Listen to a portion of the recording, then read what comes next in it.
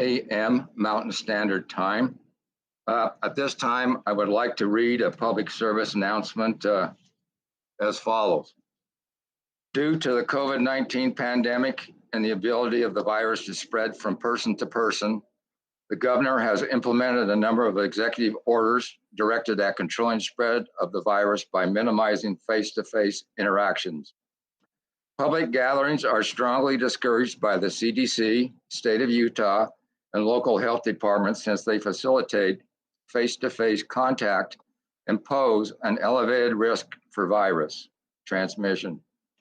The Division of Wildlife Resources and the chair of this public body have determined that the health and safety of those who attend and will conduct this meeting using a fully electronic format. This meeting format is authorized by recent amendment to the Utah Code and Executive Order by Utah Governor Gary Herbert and will be temporarily used in place of the in-person public meeting that usually occur around the state. Anyone wishing to comment on agenda topics in the future meetings or to observe this meeting may do so by logging on to the division's webpage at wildlife.utah.gov/feedback/HTML.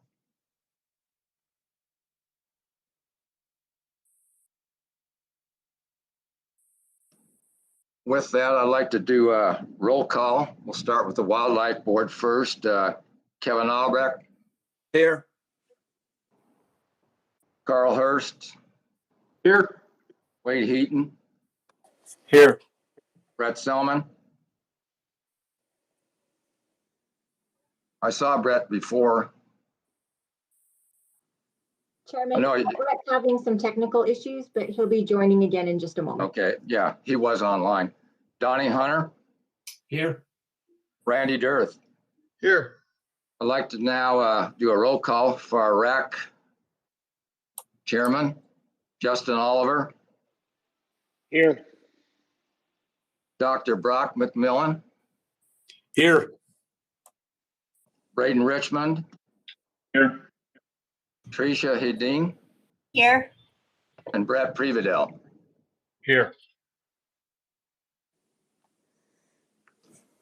We have a lot of DWR people available to us here this morning that are online that can answer any questions and answer any questions that might come up for the board and the RAC chairs today.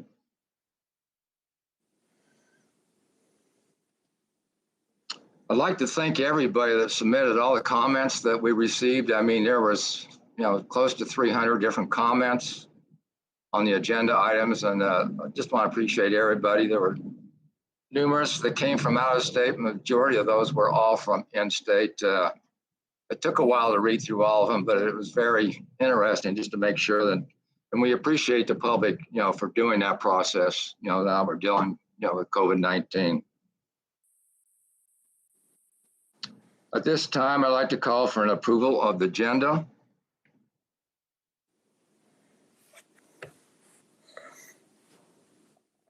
This is Randy. I'll go ahead and make a motion. We approve the agenda. I'll second that. This is Wade. Okay. We have a motion and a second. I'll do a roll call. Kevin Albrecht. Yes. Carl Hurst. Yes. Wade Heaton. Yes. Brett Selman. Yes. Donnie Hunter. Yes. Randy Dirth. Yes. At this time, I'd like to ask for approval of our last 3 board meetings. You should all have a copy of those. Those board meetings were June 4th, 2020, June 25th, 2020, and July 14th, 2020. I'll entertain a motion this time to approve those minutes. Byron, this is Donnie. I'll make a motion to approve those. Do I have a I'll second that. I'll do a roll call for the approval on the minutes. Kevin Albrecht. Yes. Carl Hurst. Yes. Wade Heaton. Yes. Brett Selman. Unmute, Brett. Yes. Donnie Hunter, Yes. Randy Dirth. Yes. Thanks, gentlemen. At this time, I'd like to turn the time over for our director to give us an agency update. Director Mike Fowlks. Thank you, Mr. Chair. Got a lot of stuff we can cover today. Good morning, everybody. Happy to be here and hope this meeting will run smoothly. I think it will. We have great people on our staff that are doing that. The first thing I wanted to say is basically a general COVID update. All of our employees are staying safe and staying virus free. We've had a few employees who've contracted the disease, but fortunately, we haven't had any real serious issues. So we seem to be weathering the COVID storm pretty well as an agency. Happy for that.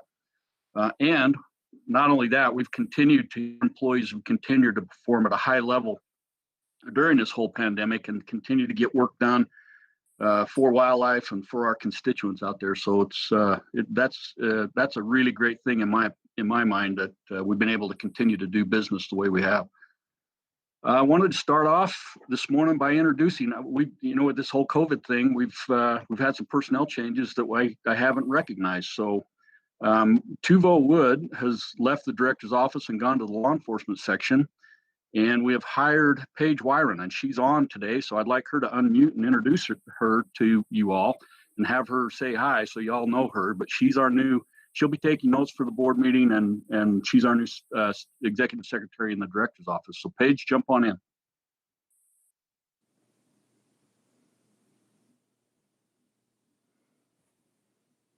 Hi, I've been working behind the scenes, but it's nice to finally meet you, albeit virtually, and I look forward to working with you in the future. Thanks, Paige. She's doing a great job too under adverse circumstances, so we're happy to have her on board. Let me start off. I have a bunch of things to cover. I'm going to start with the habitat section first. As y'all know, we've had lots of fires in Utah this year.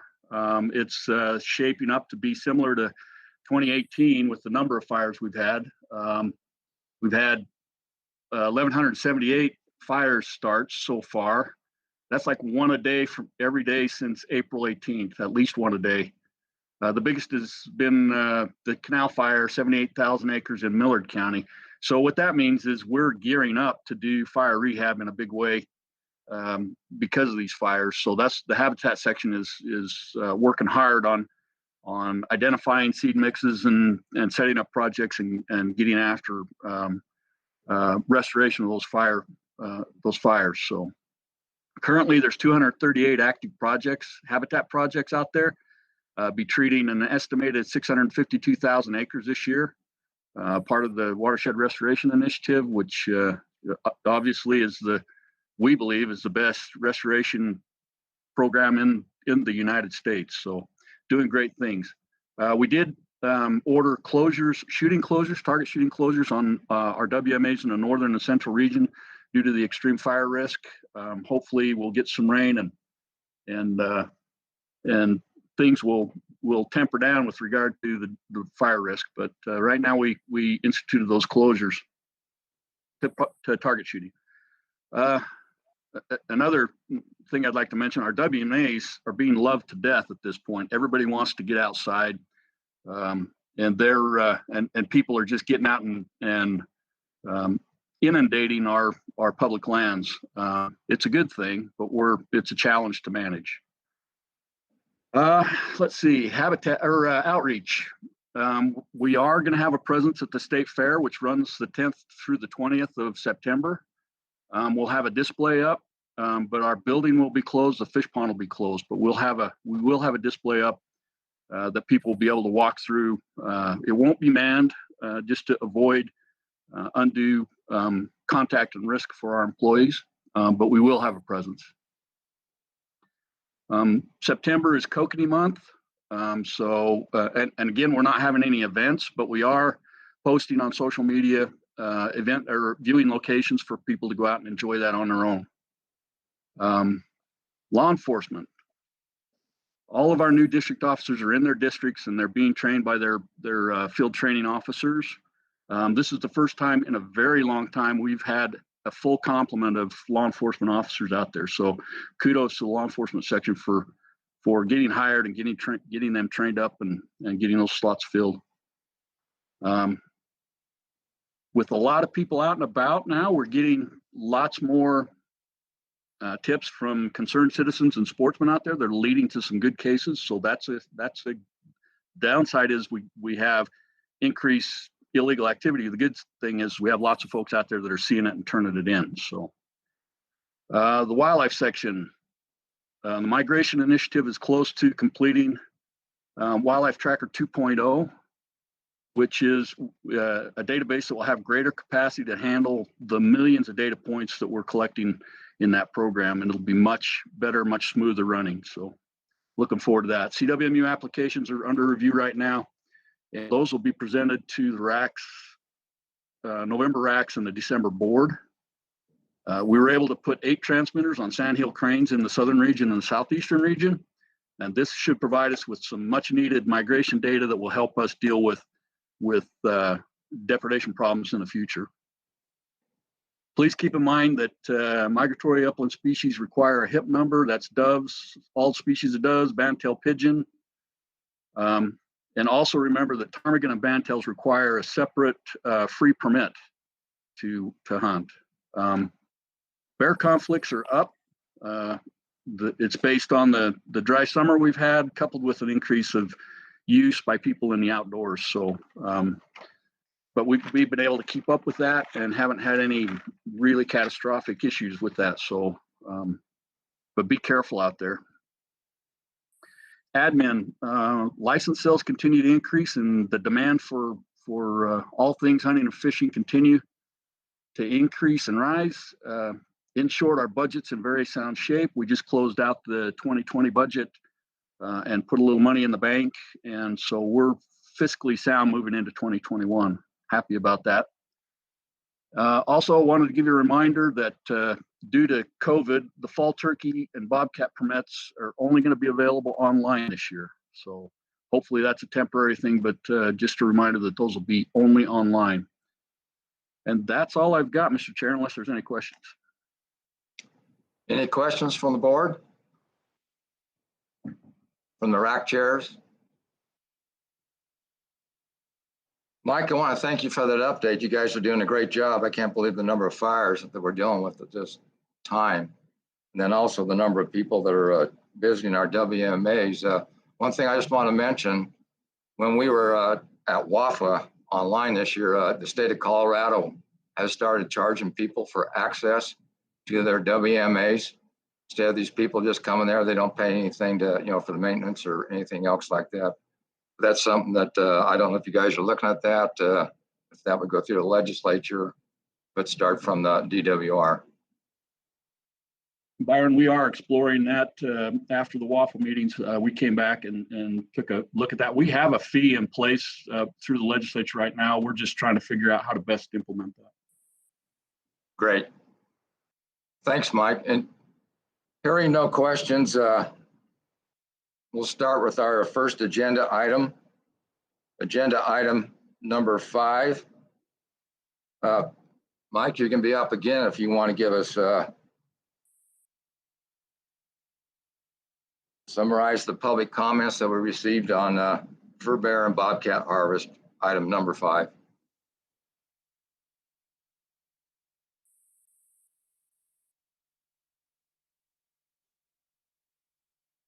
I forgot to unmute. Sorry about that.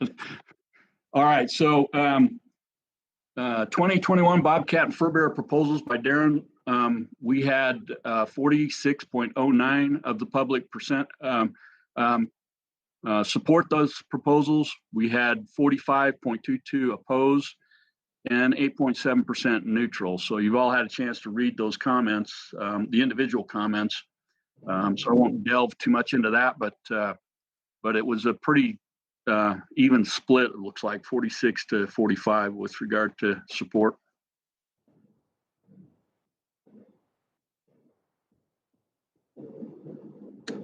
Any questions from the board? Any questions from the rack chairs?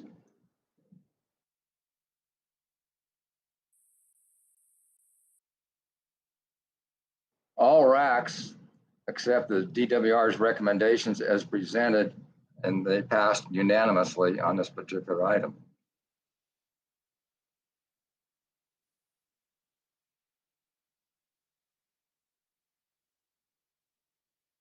This time I'll call for a motion or the rack summary, motion summaries, excuse me, from the rack chairs. We'll start out with Justin Oliver. Well, Byron, like you mentioned, it did pass unanimously through there was a motion to accept as, as presented, and it did pass unanimously with not much to say. It passed very easily. Thanks, Justin. We'll go to Brock. Same thing in the central region. There was a motion to accept the DWR's recommendation as presented, and that motion passed unanimously, Byron. Thank you. We'll go to Braden. Same, as said, we had very little discussion on this. There was a motion to accept as presented, and it passed unanimously. Tricia. In the southeastern region, we had a motion to accept as presented, and it passed unanimously. Thank you. Brett. Yes, in the northeastern region, we had similar results, very little discussion and unanimous passing as recommended. Thank you all. At this time, we'll go to board discussion on this item. If there's any discussion from the board.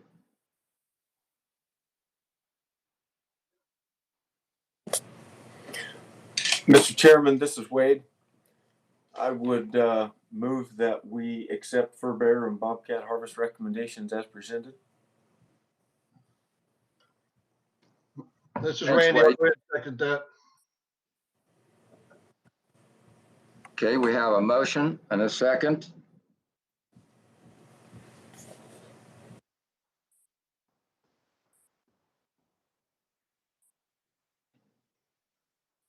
Okay, we'll go ahead and vote. Kevin Albrecht, Yes. Carl Hurst, Yes. Wade Heaton, Yes. Brett Selman, Yes. Donnie Hunter, Yes. Randy Dirth. Yes. Motion passes unanimously. We'll move now to item number 6 on our agenda, the Cougar recommendations and rule amendments for 2020-21. Darren, you had a video you wanted to show us. Do you want to do that at this time? Yeah, I'll just have a couple of recommendation amendments that I wanted to present. So let me just present my screen here.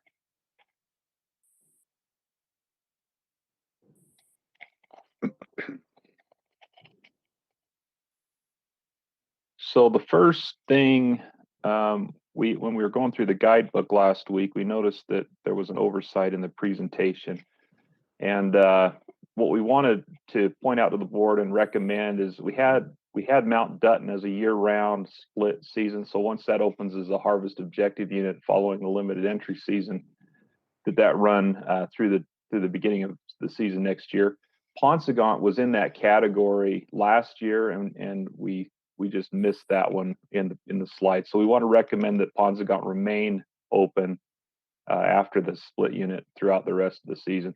That unit typically has struggled to make quota. It actually filled the quota this year. So that's good news. I know we've had some struggling deer and deer herds down there. So that's good news. The second thing, that all the racks saw this recommendation update. I just wanted to present it here too. So on the LaSalle, the San Juan Mountains, and the Book Cliffs East, we're proposing no dogs from April 15th through November 2nd, 2021 except if a person has a valid permit for the following bear seasons on those units, they could hunt cougars with dogs during those time frames. So, sorry, yeah, did I say cougars with dogs? That's what I meant.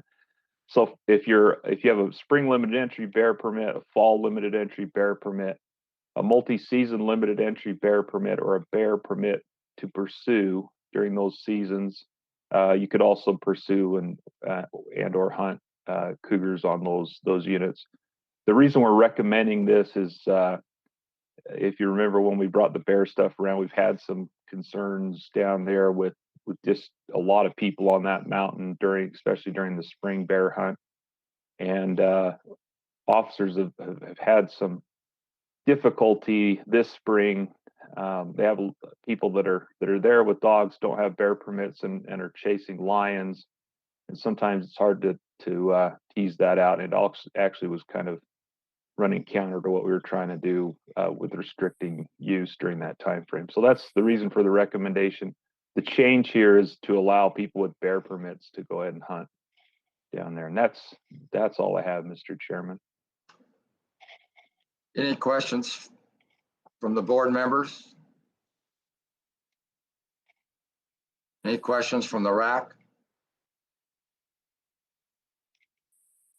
Darren, I've got one question. With HB 125, it pretty much directs us to harvest as many lions as we can. And by doing this, what you just presented, it eliminates the possibility for resident hunters to actually hunt mountain lions and harvest mountain lions that we've always done in the past. These 3 units have always been the harvest objective. They currently are harvest objective. I just like to see that we take care of the state of Utah and keep it status quo as it's been for years. We'll get into it. There was 2 RACs, I think, that voted this way, but I just wanted to make that point that I don't want to penalize our resident people, and I don't want to minimize our ability to harvest lions by keeping those 3 units open like they've always been. With that, any other questions or comments on this? I've got a comment. Darren, I just want to, coming from the region that has these issues, and we've had a lot of overcrowding there for years, and we've the last couple of years tried to make it some effort. I want to commend the division for this new recommendation that you've just presented today that will allow, if you have a bear permit, that you can also harvest a cougar. I think that in itself will solve a lot of problems. I think that, the Wildlife Board, we try to do our best to hear what comes out of the public process, but for the division to hear that and then make this recommendation, I think is great. And I appreciate that. I think that'll solve a lot of problems. So thank you. Any other comments?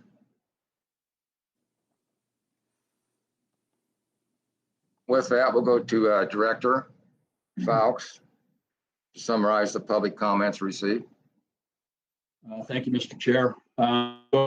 Online, the comments that came in to our website were overwhelmingly opposed to the proposals, 86.96%. Only 12.17% of the public comments on the website were in support, and there were about 1% that were neutral. The only thing I would say to this is I think the general consensus was the folks that were opposing this don't want increased permits for cougar. They were disagreeing with the number of permits that were being issued in large part on those comments. Unfortunately, our recommendations are pretty much being directed by, as you mentioned earlier, Byron, the passage of House Bill 125 and our mandate from the legislature.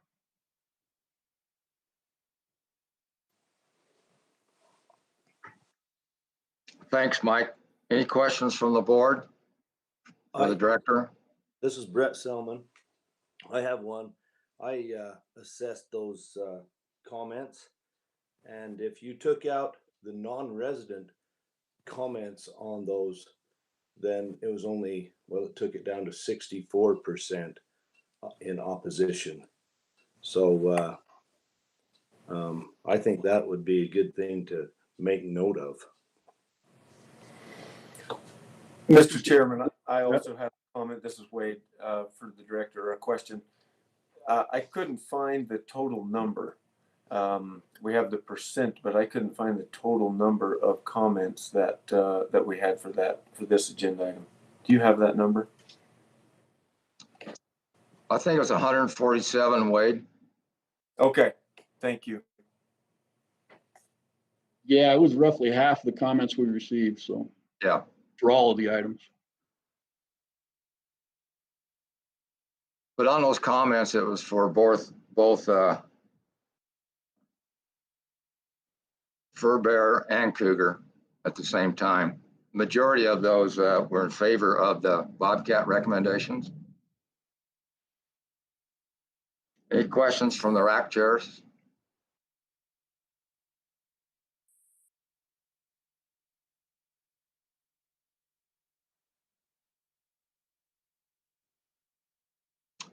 Any discussion from the board? Yeah, I've got one comment. I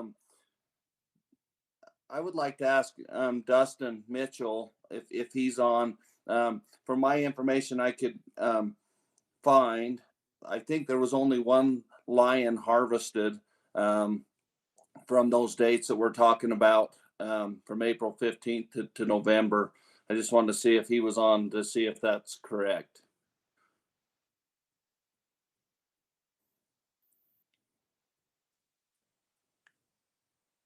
If he's not, I can confirm that. One thing we looked at when we were talking about that season restriction is what kind of harvest we got beginning in the spring and then running through the summer. Oh, Guy is there. We'll let Guy take it, but it's low. It's less, it's less than a dozen over the last 3 years or so. Yeah, we've only had 3 lions harvested in the last 4 years during that time period. Thank you. But we're talking about 3 different units in the state, not just the San Juan and LaSalle's. Talking about the book also. This is all 3 units. On all 3 units, we've only harvested that less than a lion a year in the last 4 years. Okay, but like I mentioned earlier, I hate to see anything taken away from our residents to help with HB 125, what that directed us to do.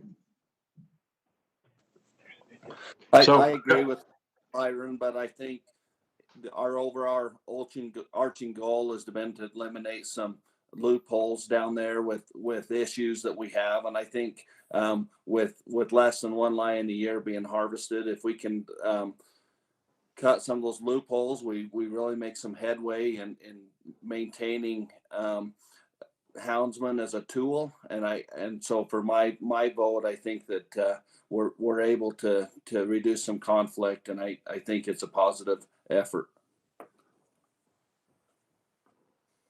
So this is Carl. So what I'm hearing is we've got a lot of people running lions during that time period with some crowding issues with the bear hunters, but not very many people are killing.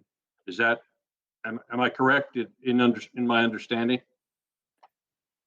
I think the concern, Carl, is a law enforcement concern. It was brought to us from the regional law enforcement. It's difficult for them when a person has dogs down there now with the restrictions, especially in the spring for bear, to figure out, are they chasing bears without the proper permits, or are they really chasing lions? And this sort of eliminates that loophole that a person could be there with dogs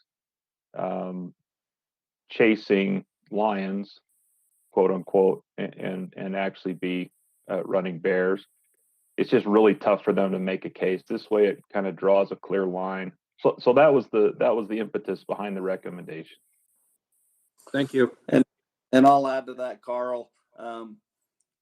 Last year we eliminated the non-residents from hunting bear, but we did not the loophole was that many of them were able to buy a lion permit and come this spring. And so by doing this, they'll have to have a bear permit to be able to it'll eliminate that loophole. That's for the non-resident portion only, though. Correct.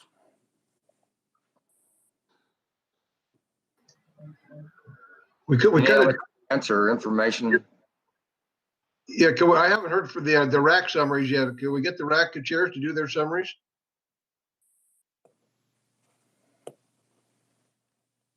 Okay, we'll back up. We'll back to the RACs with their summaries on this item. Justin Oliver, we'll start with you. With the item, as far as the agenda item in total, we had two motions.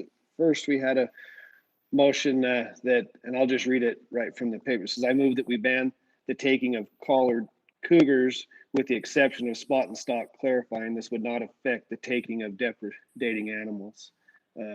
There was a lot of discussion about wordsmithing and how to word that. What we wanted, the Northern RAC wanted to make sure in no way did they want to try to impede or cause any problems that or do anything that would not allow ranchers or those agricultural people to do anything. They'd be able to still have depredation, take any animal with the collar if it was a problem animal. And so that was, they wanted to be very clear on that. And that motion passed 7-4, and the 4 that voted against it, both were our ag guys and then 2 others. And their biggest worry is just they wanted to make sure that it was very clear that they did not want they wanted to make sure that it didn't affect anything with depredation. But that was that motion. The next was then there was a motion to accept the remaining of the Cougar recommendations, and that passed 10-1. The one that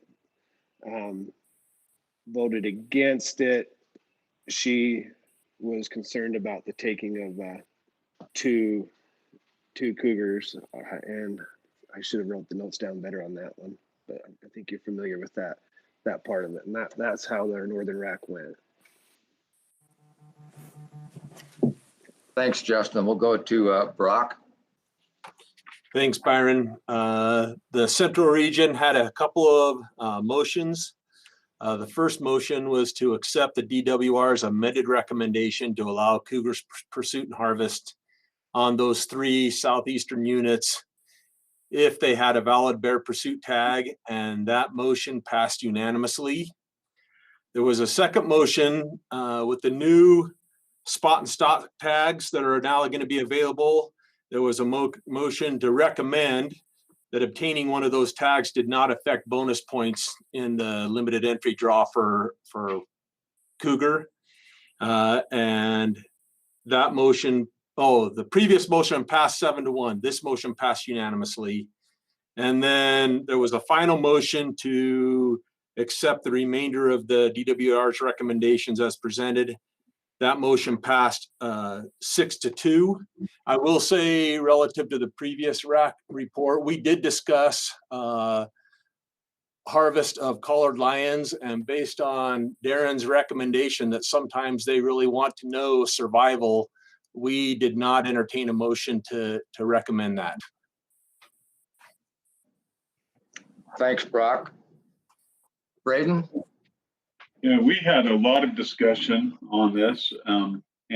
So first we had a motion to reject the restrictions to pursue cougars on the San Juan, La Salle, Book Clips units and make them consistent with general regulations. Really the discussion on that probably focused more so on, we already have a rule in place that's supposed to, guys aren't supposed to be chasing bears. We understand it's hard to enforce, but they have a rule on top of a rule where it takes away opportunity to pursue cougars during those seasons was kind of the discussion. And that passed 7-1. We had a significant amount of discussion on trapping cougars, and with the new legislation, and just looking for ways to impact some of these units that we historically haven't been able to meet our quotas, especially some of the sheep units. There was a lot of discussion on other options in trapping. There was a motion made to allow trapping and as a legal take method for cougars by the public on predatory management program units. Ultimately, that failed 3-6. The failure was largely due to just the fear of the backlash we would get with that and what the repercussions may be. The final motion was to accept the remainder of the division's recommendations as presented, and that passed unanimously. Thanks, Braden. Tricia? So yeah, we had quite a bit of discussion specifically from our representatives in the San Juan unit, really opposed to this idea of shortening the ability of lion hunters throughout the year. They did make a motion to reject that amended proposal, and that failed 4-6. And so in the end, we ended up just making a motion to accept the Cougar recommendations and rule amendments as presented, and that passed 6-4. Thank you. Brett? Hello. In the Northeast region, we had a lot of discussion on this item, and we never did reach a lot of consensus, so there were several breakout motions. We did have some discussion, and I would like to point out that in the Northeast region, we increased tags significantly last year, and it did not result in an increased harvest. And the harvest has been basically level, with the exception of one unit where the South Slope Diamond Mountain, where it may have increased the harvest slightly.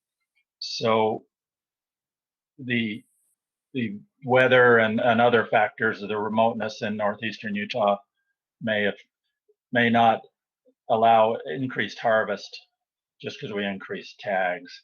So the first motion we had was to limit it to one permit per year as it currently is, instead of the recommended additional permit for lion. And that motion failed, 3, 4, and 5 against. Then there was a follow-up motion to that the 2 tags, allow 2 lion tags, but they cannot be the same tag, as in not have 2 harvest objective tags and shoot 2 lions on the same day. So that was the intent of that motion. And that motion passed 5, 4, 3 against. Then there was a motion to follow the southern region's recommendation and not make the adjustments on the summer season, and allow the lion hunting throughout that period. And that motion failed 5-4. And then the remainder, there was one more motion to change the wording on the definition of a legal lion. And you can help me here, Darren, if you want to jump in. Did you look into that wording? It basically it refers to the age of a lion, and the motion was to change that to the description of the lion and not allow harvest of lions with spots. Is that correct, Darren? That was my understanding. Yeah, Brett. Yeah, they I guess the concern was that someone might not know that a lion's less than a year just by looking at it, especially if it's later in that year and the spots are gone. So that was the gist of that discussion. Thank you. And that was the 4 motions, and then the remainder of the amended proposal was passed unanimously. Thank you. And Brett, you had to break a tie. So. Yes, I did. And my take on that was all the conflicts with the bow hunters, which hasn't been mentioned today, that we had in the past. And so I was concerned about the conflict between the big game and the lion hunters. Thank you. Okay, we'll open it back up to the board for discussion after hearing from the rack chairs. Darren, this is Carl. Can you answer the question about the spot and stock or the bonus points? Yeah, those permits, we looked into that after the rack, and those don't affect bonus points at all. They're just an Thank you. permit. Any other questions from the board?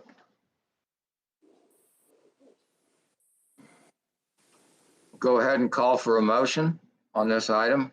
Hearing no more discussion. Well, I know there was quite a bit of discussion over the two tags in a couple of the different racks. And I guess I'd like to talk a little bit about what Brett just said happened in the Northeast region with the possibility of two tags, only one of them being a spot and stock or a harvest objective, or one a limited entry and harvest objective. I know we need to meet our quotas on the cats. I mean, there's no doubt about that. But I just want to see, what does the board feel about allowing the two tags, but only having the one of each type, not two harvest objectives or that. What does the board feel about that? I'll say a little bit about that. We need to harvest these lions this year in the next couple of years. And it takes a lot of effort to get guys out in some places to harvest lions. And it'd be great if we could harvest a couple of lions. Yet I looked through and there was a lot of our units that didn't fail their objectives. And this would take care of that business. And we need to get the job done. So that's my take. This is Brett. I agree with Donnie. We need to be able to take two lions on these harvest objective units. We need to be able to take them the same day. We need to be able, when those conditions are right, we need to be able to work on this problem. Last year, during the summer, out of our sheep, we took 7 lions out of the sheep. This year, during the summer, it's not over. We've already taken 6. So, and we know of 3 more that are working on us. So we still have a problem. Mr. Chairman, this is Wade. I'd also like to comment. We've received pretty clear instructions from the legislature and from the deer and elk hunters in the state. And I think we've got a resolve and we've got a direction right now to really address this issue to help our deer herds. And I would hate to see us lose our nerve at this point. I think what the division has recommended is very straightforward. It's simple. I think we need to remove as many obstacles as we can to allow for lion harvest. I think we need to keep it simple and just make it as easy as possible so that we can get as many lions harvested in as quick a time frame as we can so that we can let this deer herd bounce back. So I would hate to see us muddy the water any by adding or restricting anything.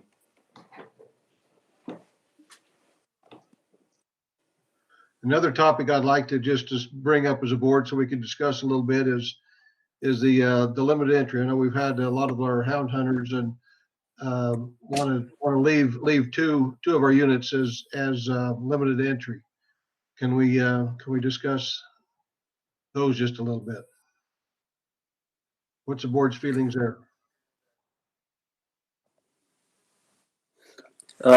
As I've jumped in to try to understand this, one of the main concerns would be that both of those units, the Ochre Stansbury and the Wasatch, are very close to large urban areas with a lot of access, both from recreation, bikers, so not just hunting like some of our rural areas have. And so one of the thoughts that I've had from the houndsman would be that if we extended the draw portion the first season, longer, you would eliminate some of that conflict between many of the user groups. The proposal that I've heard is if we'd extend that by 30 days, that would allow for still the same amount of lions harvested, but it would decrease the amount of conflict between user groups.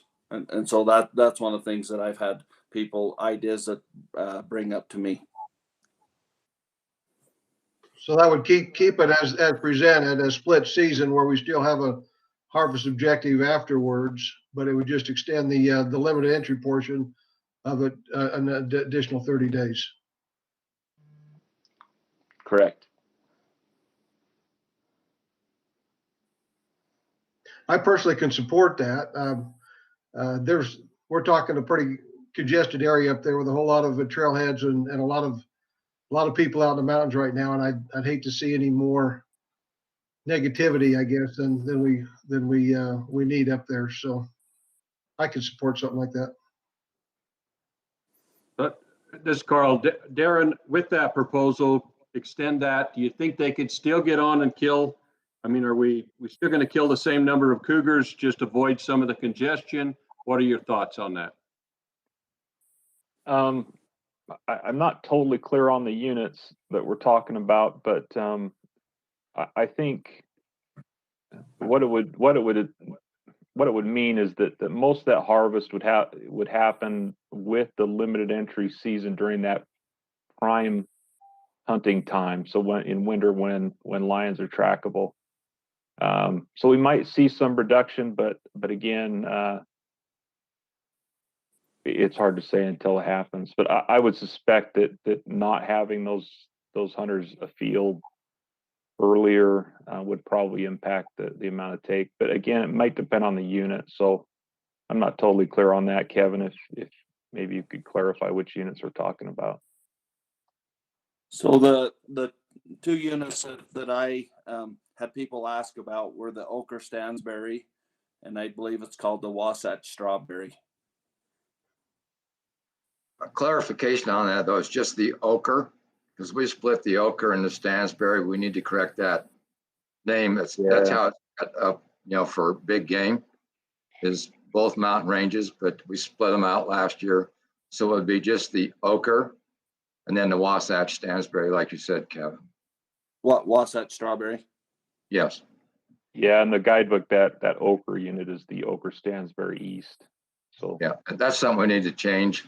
Yeah, I think for that unit in particular, we could let the regions weigh in, but that's got some access issues, and I don't see that would be probably change things on the ground a whole lot, because people that know how to get in there and hunt are somewhat limited. But I'm not familiar with the Strawberry unit, so maybe if Riley's on or one of the biologists would like to speak to that, we could do that. Yeah, so this Darren, I'm here. The Ochre Stansberries does bring up, it's an interesting combination, because on the Stansberries we do have that unit where we have a lot of interest in going out there, and we do have a lot of it, with it being harvest objective in the past, and a lot of cats get killed. It is the backyard for a lot of people, and that's separated by the Tooele Valley. And we go over to that Tooele Valley, and we see individuals that have the desire to make that more of a limited entry hunt. But even with that, it poses interesting challenges, because these cats come down to the city. And so this is a challenging one to manage. It's not an easy one. And I think that there's a lot of right answers that we could do it, but the help that we've received in the past, we are appreciative of, and would encourage that continued support.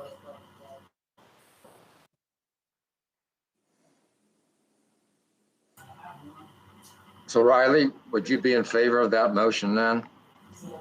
To extend that on those two units on 30 days? I think that, as mentioned before, I don't know that we get additional lion harvest. I think it would give the opportunity to spread that out. And so if that was something the board was interested in, that'd be something that we could support and be interested in as well. I don't know that it'd change the amount of cats harvested, but it may give us the opportunity to spread that pressure out. Thanks, Brad. Mr. Chairman, this is Wade. I also want to chime in on this. I can support this idea from the simple standpoint of, I mean, I just want to pave the way to help ensure as much harvest as we can. As we talked about in our board meeting a few months ago, our work meeting, the houndsmen are the ones doing the harvest. And if this can, if by following some of their recommendations, if it can help pave the way so that they feel like they're a little on board and that they got a few of the things that they wanted and will ensure a little more harvest from them, I'd be willing to do it. But I hope some of the houndsman groups are on here because I want them to understand and us to be very clear that as we go through this process, we're willing to help and work, but we also want some harvest. I think that's been the problem in some of the units and some of these the issues we've had in the past. There's been a lot of training, there's been a lot of treating, there hasn't been much harvest. And so I think if you're looking to us for some help, we're looking to you for some help. We'd like to partner on this, but we need some harvest. Thanks, Wade.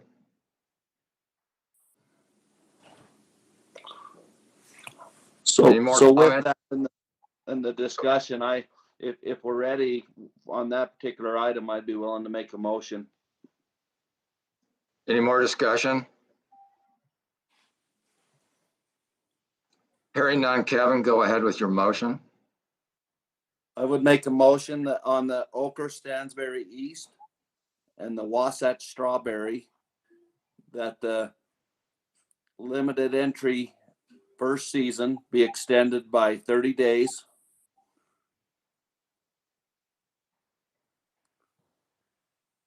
That'd be my motion. We have a This motion, Randy. a second. This is Randy, I'll second it.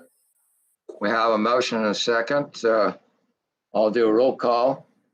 Let me ask the question to Stacy is, did we capture that okay? And does it make sense?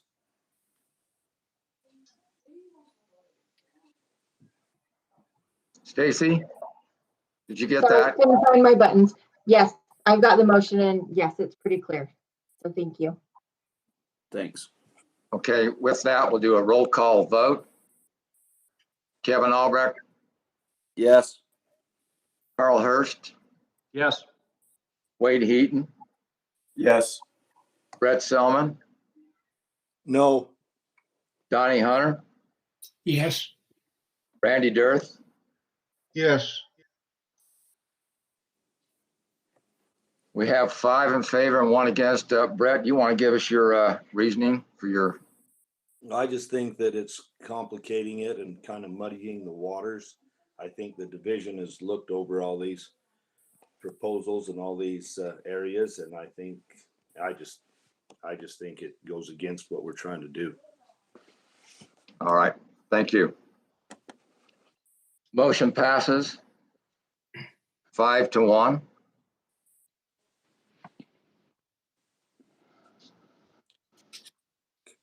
We'll move on to our next agenda item, number 7. Do we need to, Sensitive. excuse me, do we need to pass the remainder of the rule as presented? Yes. Yeah. I'll make that motion. Okay. I'll second that. This is Wade. So just to clarify that the DWR recommendation is to limit the cougar hunting to bear tags on those 3 units. So that's that is what we're voting on. Well, I think it was the balance of the recommendation. Is that right, Brett? Yes. Yeah. Yes. But that is part of the balance. Is the division is recommending limiting cougar pursuit on those 3 units to people with bear tags. I believe that's correct. Okay. Carl, this is Wade. Were you wanting to remove that restriction, or did you want to have that discussion? No, I just want to make sure that everybody knows that if someone else wanted to talk about it, just make it clear. I support it, that we limit it, but I just wanted to make sure everybody else knew that. Any other questions? I could support this, but I would like to see the guidebook modified to where the age of the juvenile is the 1 year is modified to include the body markings of it to make sure that I think that was brought up at the Northeastern RAC, and I think that ought to be included. Okay, can you clarify that a little bit more, Randy, as to exactly identification of a juvenile as opposed to? Yeah, to remove the age number from the rule and include the body marking so that if it's got spots on it, you know, that's what it says, because you can't, it's pretty hard to tell the age of one unless, you know, though you look real good at it and it doesn't have the body markings. So like I said, just seemed to me makes sense to say body markings instead of age. It's hard to age an animal. Darren, isn't it illegal to harvest a lion with spots? It is, yeah. So I think what we'd want to do is make sure that the definition of a kitten is based not on an age, but on body markings. So if I understand it, Randy, that's what you're asking. So instead of saying a kitten is a cougar less than 1 year of age, all we do is just keep the kitten as a lion that has spots or leg barring, and just get rid of the reference to the age. What we changed this year is the rule used to say that any lion accompanied by an adult, and we felt like that was tough, and so that's what we changed in the recommendation. But we could change the definition of a kitten to just refer to visual markings rather than the age, if that's what the board would like to do. Darren, this is Wade. Has this been an issue in the past with regard to harvest? Are we harvesting some of these lions that we shouldn't have? Not on the kitten end. Where it's become an issue is on the other end, when you might have an adult with some, year-and-a-half-old male kittens from the year before, and it's tough to tell which one's an adult, which one might be, especially if they're not in the same tree. And so that's what we were trying to avoid. By the intent is that we don't want females with kittens harvested and abandon those kittens and potentially have them starve to death during that first year. So once they've made it into the second year, they can usually fend for themselves. So I think we're okay if the one thing that I would add is that people need to be sure they're looking close, because sometimes kittens will maintain some leg barring fairly late into that first year, and if they turn up at an office with a small cat that's got leg barring, they could still get a ticket. So they just need to be careful.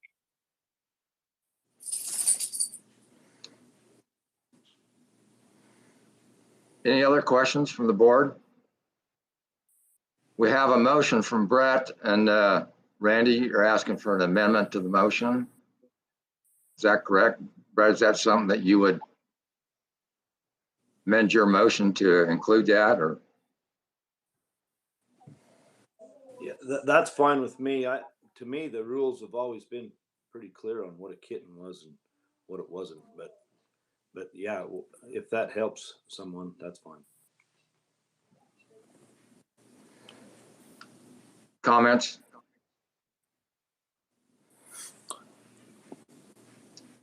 No comments from the board? Mr. Chair, this is Wade. I guess my only comment would be I really don't have a lot of motivation one way or the other if it's not a big problem, but I'm not opposed to it. If we didn't address it now, I think we could always come back and address it as a definition later. It's not part of a management plan necessarily. We'd just be amending a definition. We could do that at a later meeting, could we not, Darren? Yeah, we certainly could, but again, it wouldn't be it wouldn't be a huge change to rule if the board wanted to do it now too. It'd just be a matter of eliminating the age language. Okay, so at this point, take a vote on Randy's amendment. Do a roll call to amend Brett's motion that he made. So is this vote to, are we just asking if we want to add the amendment? Yes. Did we have a second to that amendment, Mr. Chair? I don't believe we did. I would make a second to that amendment. Okay. We'll take a vote now. Kevin Albrecht, Yes. Carl Hurst, Yes. Wade Heaton, Yes. Brett Selman, Yes. Donnie Hunter, Yes. Randy Dirth. Yes. Okay, the amendment passes. Brett, you want to restate your motion originally that you made with the new amendment included? I move that we accept the balance of the division's recommendations with an amendment that we change the, I don't know how to say that, change the identification of the kittens with spots or without. Is that what I'm trying to say? Help me. Mr. Chair, can I interject here? I think your motion already did that. I think a motion that would be in order would be to, if the board so chooses, pass the rest of the recommendation as presented. Okay. Thanks, Director. We'll go ahead and ask for a motion.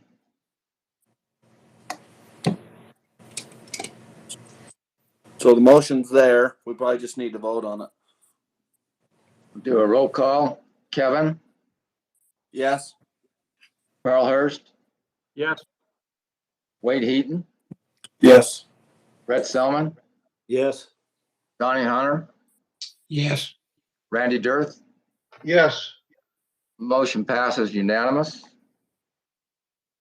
We'll move on to our next item, which is the sensitive species recommendations. Item number 7 on our agenda.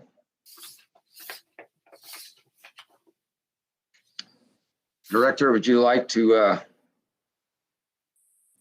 give us the presentation on this particular item, what was received?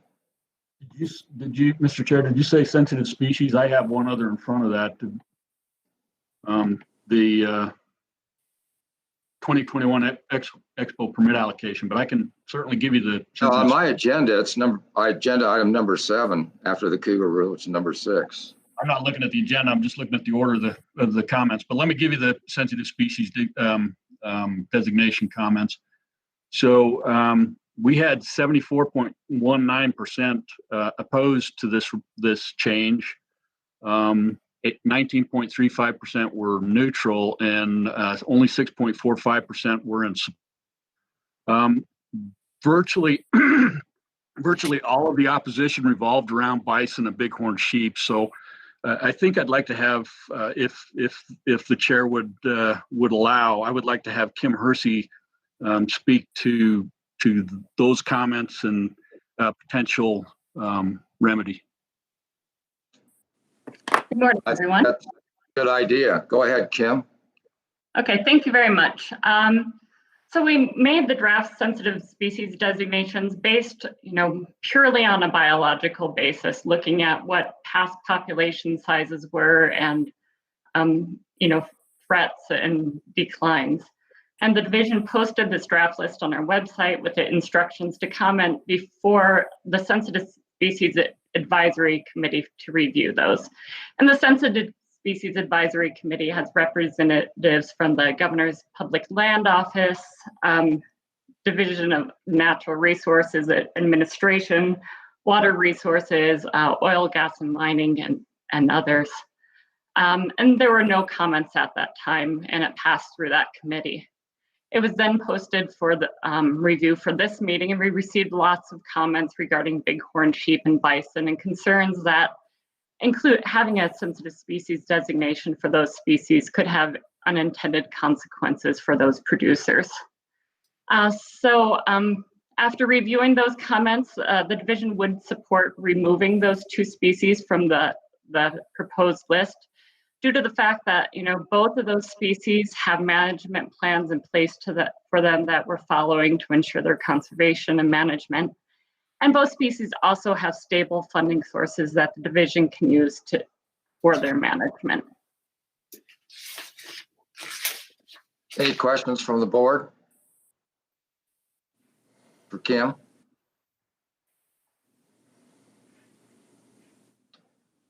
I guess I got one, Kim. The Pinion Jay, it's federally listed right now. Is that a correct statement? No, it is not federally listed. At this point, it has no designations. It is a fish and wildlife species of conservation concern, but there is no federal listing. Kim, this is Wade. Is it not managed and regulated with migratory birds though? At the federal level? It is protected under the Migratory Bird Treaty Act, and that gives a base level of protection for the species. The Pinion Jay has undergone quite a few population declines since the 70s, and we really want designation to try to understand those declines better and make sure that we can gather the information to prevent federal listing. Thank you. So Kim, with it being on the Birds of Conservation Concern and also a Migratory Treaty Act, what would this listing mean to the division to allow you to better monitor the Pinion Jay? Sensitive species designation for the species would really help us to prioritize it for research and management purposes. And also, gets the bird into the conversation when commenting on projects. If it isn't a sensitive species, the division isn't going to comment on projects that may impact it or its habitat. One more question. So working in the habitat type work, a lot of the literature states that Pinion Jay uses historic or woodland type pinyon juniper. And a lot of the work that's being done on federal land and working with the WRI partners is encroachment in the juniper. Would this monitoring kind of be able to look at that and be able to distinguish those efforts?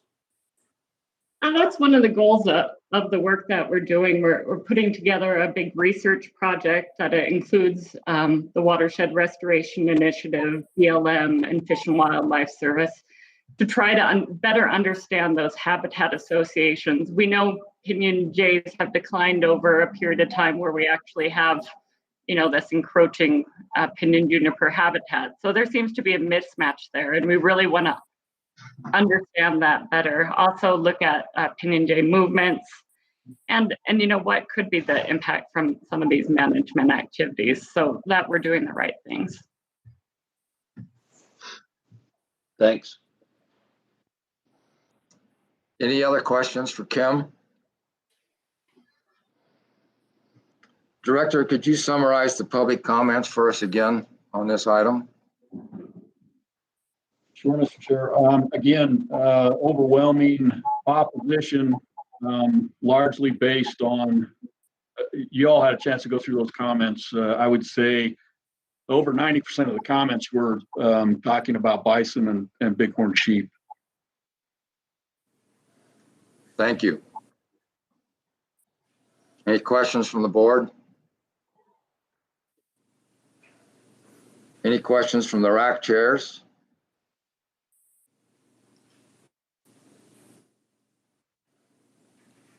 And there were no racks that heard these. Any more board discussion?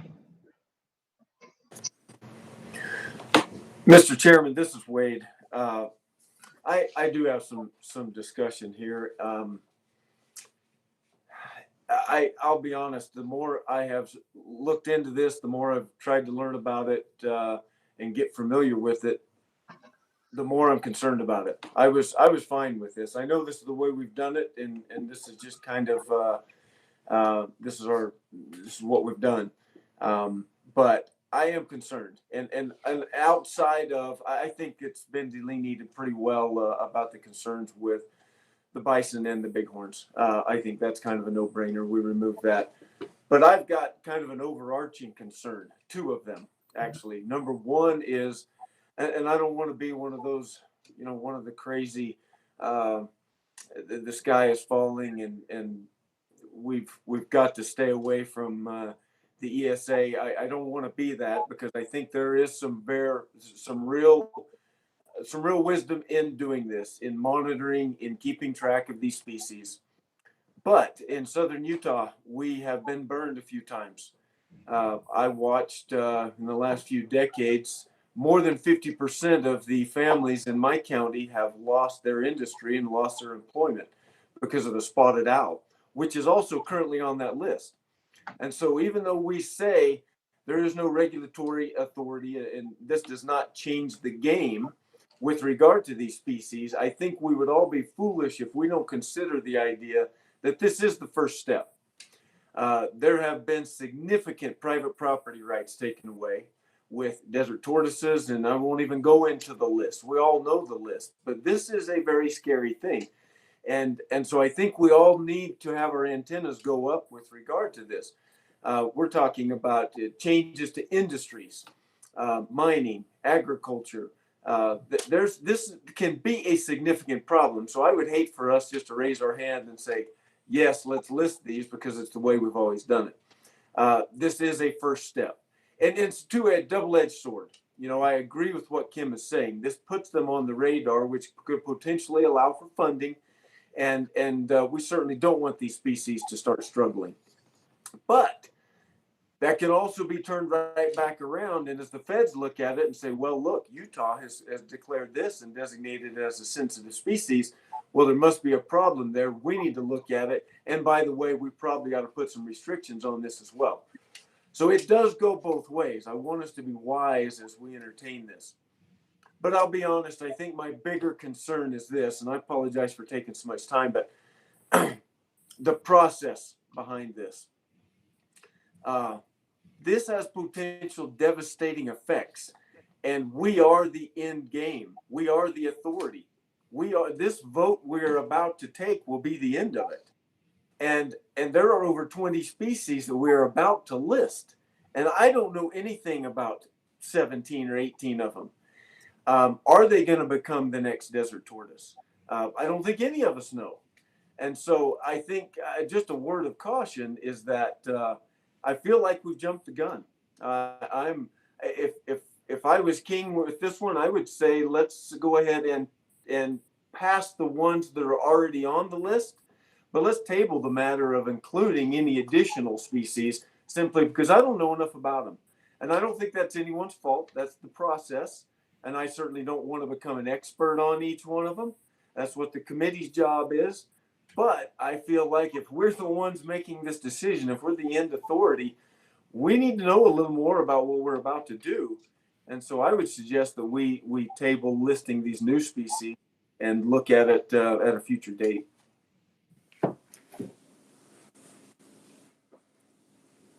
Thanks, Wade. Any other comments? Kimberly, can you help me? Who was on this committee and I mean, what's their expertise? What's their knowledge? And maybe a little bit more about the process. Okay, the committee that reviewed the first list and of proposed designation was the Sensitive Species Review Committee.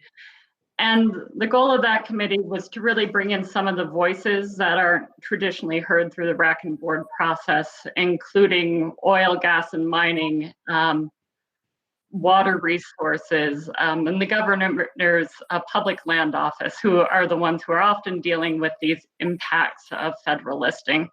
And you're referring to the consequences that a federal listing can have on people and their livelihoods. So this committee had representatives from the Division of Natural Resources and who deals with that. And again, the goal of the sensitive species designations are to get that information to prevent the federal listings. And we've had a really good track record over the last 20 years or so.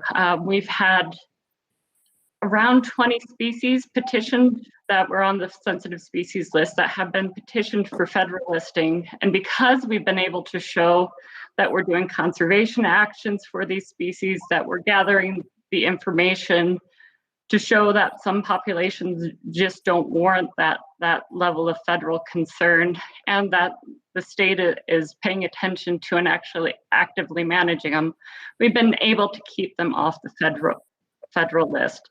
And the species that you mentioned, including spotted owl and desert tortoise, are species that have been federally listed, and that's where those regulations come in. So. Kim, could I ask just two specific questions about the committee? I appreciate Carl bringing that up, because I have heard a lot of concerns just about the process in general. Was there a representative from the Department of Ag, and was there a representative from the Association of Counties, any county commissioners? There was no representative at the committee, no. Hey, Kim, one of the questions or one of the statements, I think there's a little confusion between the difference between the listing of federal and state.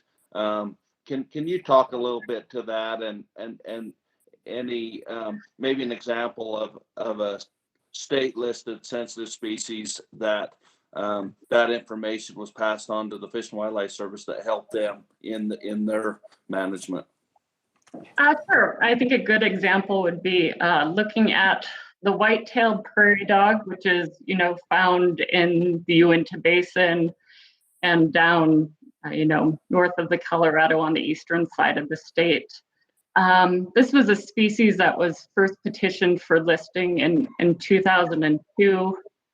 And, we finally, hopefully got a not warranted listing for this species in 2017 after a variety of court cases and overturned rulings. And, we were able to gather, it's been a sensitive species.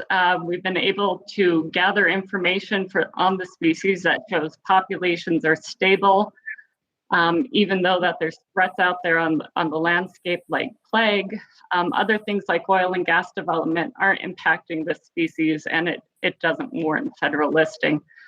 So, once every 3 to 5 years, we go out, do some population monitoring on this species, and we don't do too terribly much with it, as compared to something like the Utah prairie dog, which is federally listed.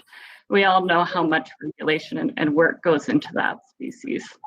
So, that's sort of the difference, an extreme difference between a state-sensitive species and a federally listed species.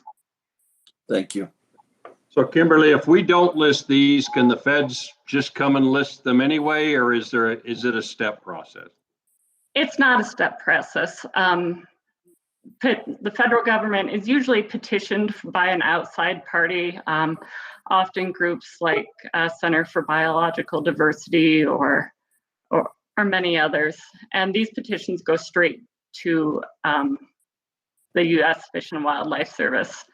The U.S.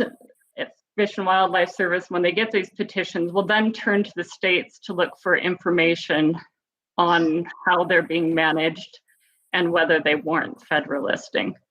So it's not a stepping stone process. There may be instances, but I don't think there's much going on where the Fish and Wildlife Service is looking at the state list to determine what to address. Thank you.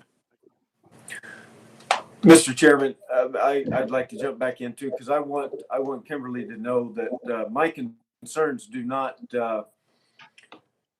I don't have concerns with the way the state's doing it. The truth is that's where we need these protections, and that's where these listings need to happen. They need to be managed at the state level, and so I think what you guys are doing is great. I just want us all to understand that this is a very sensitive topic. We have had a few of these blow up that really have had detrimental effects. And so I think we need to be very careful and just know what we're getting into. And I guess that's one of my concerns. Again, I would love to see that committee expanded a little bit. I'm not going to say this, this whole proposal is half baked, but I would love to see it go through the RAC process. I would love to see the committee have some ag representatives and some UAC representatives, just so that we can get a little more input into this. Just because the potential is so great to have these devastating effects. I would love to see us just move forward with this, perhaps not pass it today, expand it, learn a little bit more about it. And just to clarify that the committee members on that sensitive species designation review is established in rule that was approved by the board in 2018. I think that's something we need to look at. We need more stakeholder inclusion in this process. I think that's what you've been saying, Wade. Yes, sir. It is such a hot topic and affects a lot of people within the state, their livelihoods and everything else. So we need to take a look at this at some point in time and redo how that committee is selected to include more inclusion for stakeholders. But I agree that we don't want to move forward with this on these three particular species at this time. Mr. Chairman, could we, we're going to have to address the bulk of this at some point, but could we make a motion that we put that on our action list, that we review the committee, and that we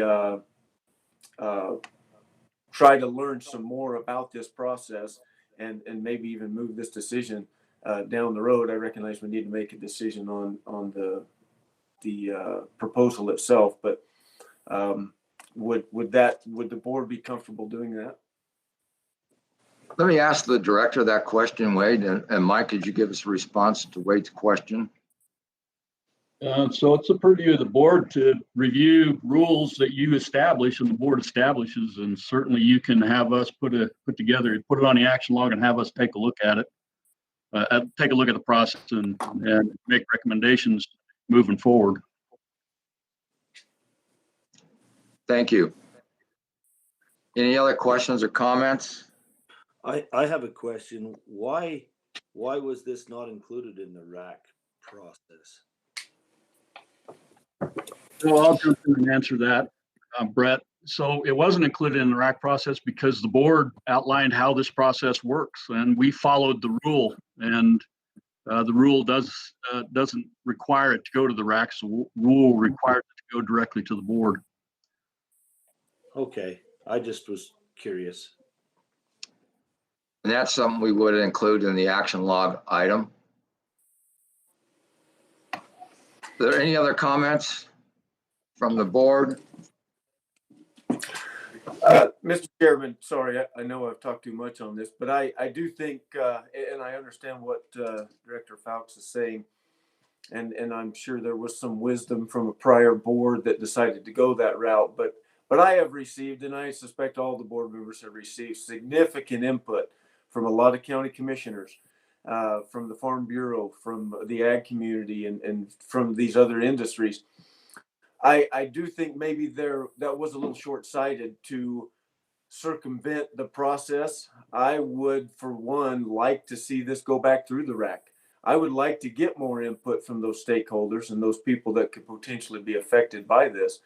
And so I guess I would ask that we not only put it on the action log to address this process and perhaps redo it, but also to send this agenda item back through the RAC process just so we can get more input from other local or elected officials and industry leaders. Any other comments? I would ask a question to Mike. What that might do if this was sent back to the RAC as far as timing? Would it have any implications on the division or your thoughts? It postpones us prioritizing those species lists for our work to move forward. Puts a hold on that. I do kind of take offense to the fact that Wade called this a circumvent. We didn't circumvent anything. We followed the rules set forth by the board. And we put a lot of our scientific effort into establishing this list. It was our scientists that worked for the Division of Wildlife that assessed this list and put this list forward. So there's been a lot of thought and process on the scientific side of things about providing this list to the board today. And we did not circumvent any process. We followed the process that was set forth. Mr. Chairman, let me address that. I apologize, Director Fowlks. Either you misunderstood or I misspoke. No, I was absolutely not indicating that that this process and this agenda item circumvented. I was referring to the previous board's decision to remove this this process from the RAC process, and which certainly the division did not probably have any say in that matter. That would have been the prior board's decision, just to remove that public input. And I appreciate all the scientific input. I mean, I think that's a very important part of it. But I also think we need to get political input as well. There's a lot of very interested state legislators and county commissioners in this topic as well. And so I think there's some value in letting them weigh in. But no, I apologize. Hopefully I didn't misspeak on that.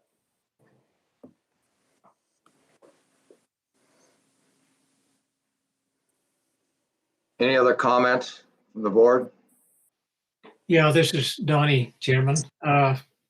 I've had a lot of calls from our county commissioners and people really concerned about this, and they're maybe do need some more information on what we're doing and why we're doing it. Listening to everything here today, it sounds like we've, wow. I just think we need to have more input. We need to know more about it. I don't feel good about making a decision on things that I don't really understand or know about right now. And this came on us pretty quick. So I don't like to make a decision on something that I haven't been informed about and other people have been able to look at it, especially on these county levels, because they're the ones that really suffers. I look at some of the things that's happened here in Iron County and southern Utah, and wow, we can tell stories for hours. So we're pretty gun shy. Thank you. So I guess a question to Donnie and Wade: are you concerned about the entire list, or is it just some of the new ones that have been added? I mean, is that where are your concerns? Well, it's only the new ones. The others is already there. Aren't we? Isn't it the 20 new ones that we're talking about today to put on that list? Yeah, but I'm just trying to. I mean, is this an issue that it's just coming to the forefront because you have a worry in those few that we're adding, or is this a concern you have for many years with the entire list? No, it's a few that we're adding. It's more than the bison and the bighorn sheep. And I would echo that as well, Carl. I guess my concern is I don't want to be one of the 7 board members that list the next, spotted owl. And I recognize this does not do that. And again, I don't want to be one of those alarmists. But again, Donnie's right. We're a little gun shy, and I don't want my name on that board that did start the process. So the additional species that we're listing that I have no idea about, that's my big concern. So am I reading that right? You're just concerned about basically adding anything, or is there any specific species that is causing you concern? I think any additional species that, I mean, we're the ones that are going to raise our hands and make this decision. And like Donnie said, we don't know anything about them. I looked through that list and I can't even tell you what they were. I'm glad they had them classified because I wouldn't even been able to tell you, what class they fit in. And that's my concern is we just need to be a little more educated. I do feel like this was kind of, we just didn't know much about this. This came along fairly late development. And so I would like to just suspend the idea of adding additional ones on, keep it on the agenda, postpone it to the next meeting, let us learn a little bit more about it, and let's try to get a little bit more input from the stakeholders.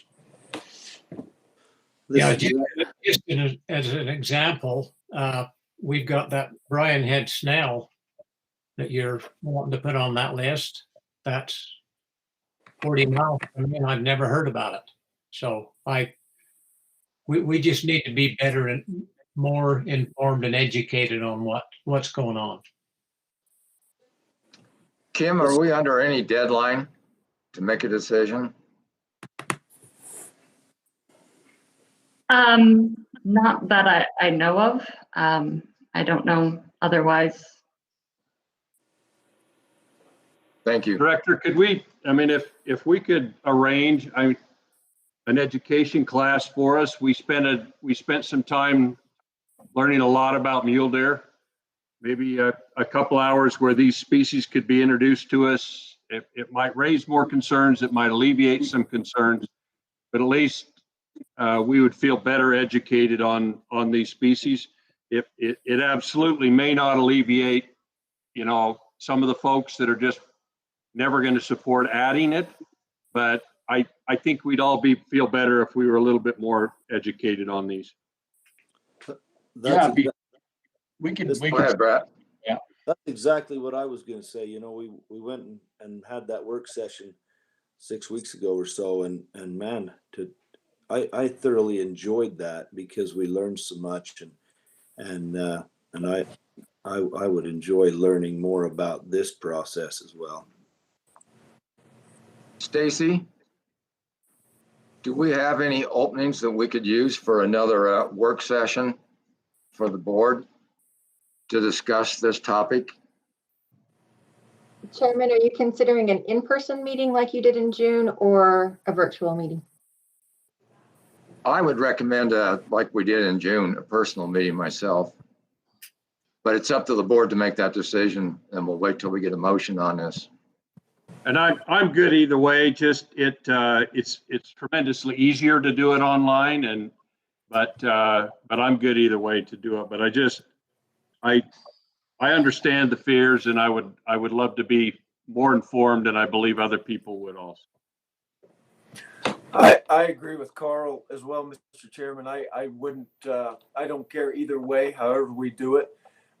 Electronically, it would be easier to loop in potentially some state legislators and county commissioners that I think would like to get a little more informed on this and perhaps provide some input as well. So I would like to see that happen if we could. Kevin, comments? Yeah, I make sure you can hear me. So I'm a little more comfortable with this than many of the others because a lot of these species I deal with them for work, and so I can understand that my comfort level is different than many of you. I feel like with the bison and the bighorn sheep that we did in our timing lack some coordination in getting that effort out earlier, and I fully recognize that. But on the other side of it, like with pinyon jay, I think it's like many other species. We deal with goshawk a lot. That is a species that through the efforts of the DWR and a lot of the monitoring, we are now seeing that bird delisted or dropped in status. And I think that with the efforts of the division and their range crew that go throughout the state, this would be something that they would easily be able to monitor with all of the work in the Pinyon Juniper zone. They've already got staff there and could be trained and be able to provide great data. So my comfort level is different, but I fully understand that many of you want to gain that knowledge and comfort level. So I get it. I would be okay with pulling the bison and the bighorn sheep off and voting on the rest. But I get where people are coming from. And I guess, Wade, I'm a little nervous of turning it. I mean, if we invite, I want this to be an educational thing. If we invite other people, I believe that is going around this committee. And so I would prefer that we keep county commissioners to the RAC or the board process, not this educational process, but that's just me. And I totally understand what you're saying, Carl, and there's some wisdom there. I guess my big concern is where this just has such potential.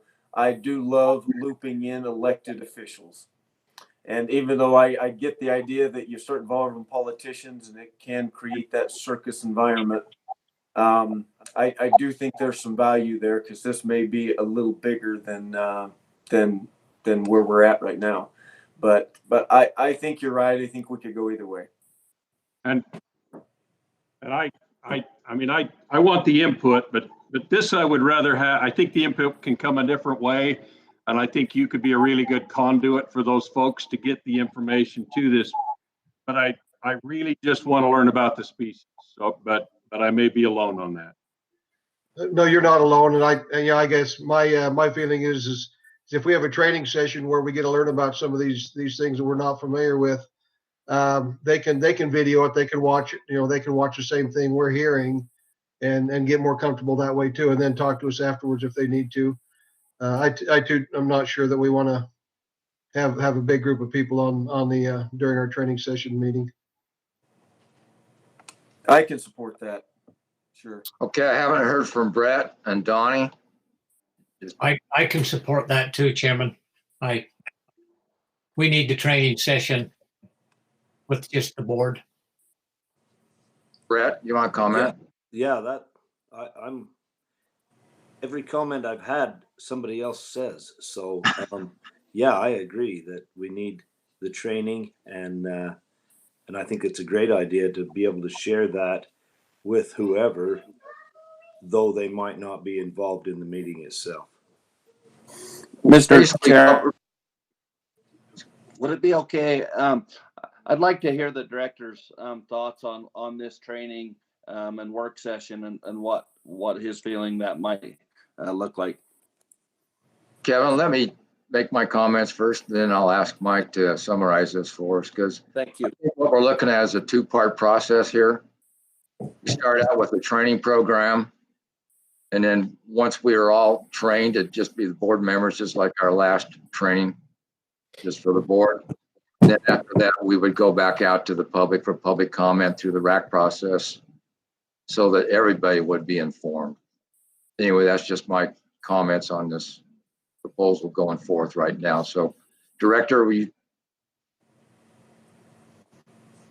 so we're happy to do the training because it is a complex process that we go through to establish this list. I'm going to say right now, you need to understand, and you'll find that out when we do the training, that this is a 20-year success story. This list has helped us keep species from exactly ending up where the desert tortoise and the spotted owl got us. It's kept species off the list. Bonneville cutthroat is another example. There's lots of success stories we'll teach you about in that training. We'd be happy to do that. But Byron, moving forward, the rule would have to be changed in order for us to take this back out to the RAC, and that's certainly the purview of the board. But that rule would have to go through a public process to be changed. so we'd be talking in 3 segments then, Director? Meeting. We'd have to go back out to the public with this current rule, come back and change it. That's correct. And and then the sensitive species list. However, the rule states we would retake out the sensitive species list. And my intention of this is to put the rule maybe on the back burner to change, get educated, push this to our next meeting. My recommendation is we live with the rule right now, make a decision at our next meeting and change the rule for the future. That would be my recommendation. I would support that. I think that given the timing that would be the best choice. Yeah. Stacy? The same. Stacy, Yes. what's our availability to do another online meeting? Your next board meeting is scheduled for Thursday, October 1st. You have RAC meetings starting next Tuesday night, so there'll be RAC meetings for the next 2 weeks. We could probably fit a virtual meeting in any time between that. Is there a certain time frame the board would like to stay away from or schedule for? We could throw it right on the opener of the muzzle loader if you guys wanted to. No, Stacy. Absolutely not. We had to switch this next meeting, so we didn't do that again every year. I'm just giving you some options. I mean, Stacy, why don't you send us out an email and we'll give some availability to you and decide on that. Our chairman, are you ready for a motion? Yes, Carl, you want to go ahead? I'll do my best. My motion is that we table this until the next meeting, October 1st. In the meantime, we schedule an educational session to become better familiar with these species, and that depending on how that all transacts, then we look at changing the rule and adding new members to the rule and potentially the RAC process. I'll second that. Any questions on the motion? Hearing none, we'll take a roll call vote. Kevin Albrecht? Yes. Carl Hurst? Yes. Wade Heaton? Yes. Brett Selman? Yes. Donnie Hunter? Yes. Randy Dirth? Yes. Motion passes. That takes us to our next item on our agenda, item number 8, the Expo permit.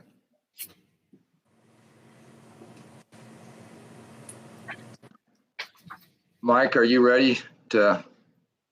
Yeah, it's just jumping over there again. So I got a different agenda than you do. You all hear me? Am I good? I'm off mute. There we go. So anyway, after reviewing the presentation about the changes to the 2021 Expo permit allocation, 25.81% supported, 12.9% were opposed, and there was a bunch of folks, 61%, 61 and some change percent were neutral to the presentation. Okay, that was the Expo permit allocation item?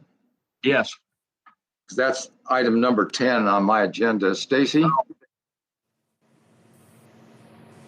So are you talking about the audit, Mr. Chair?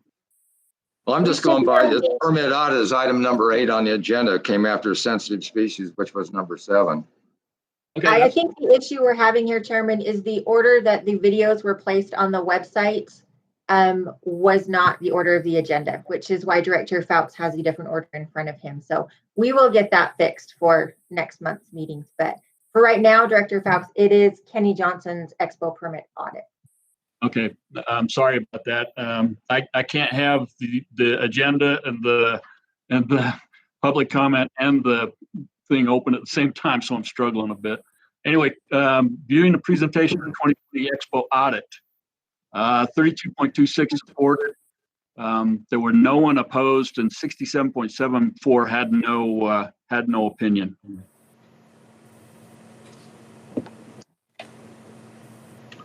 Thank you. Questions from the board? on the audit? No. None?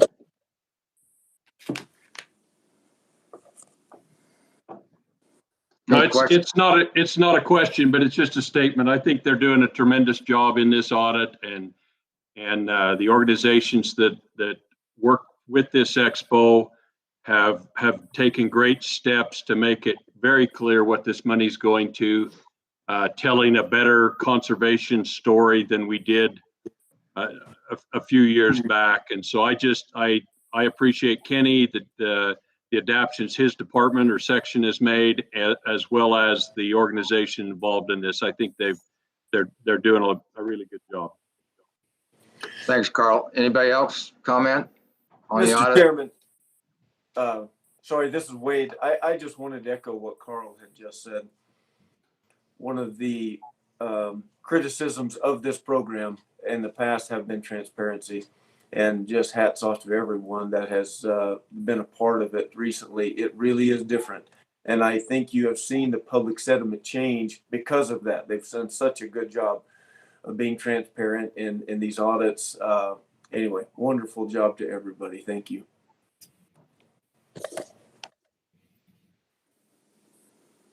Any other questions from the board? Any questions from the RAC? Are you still there?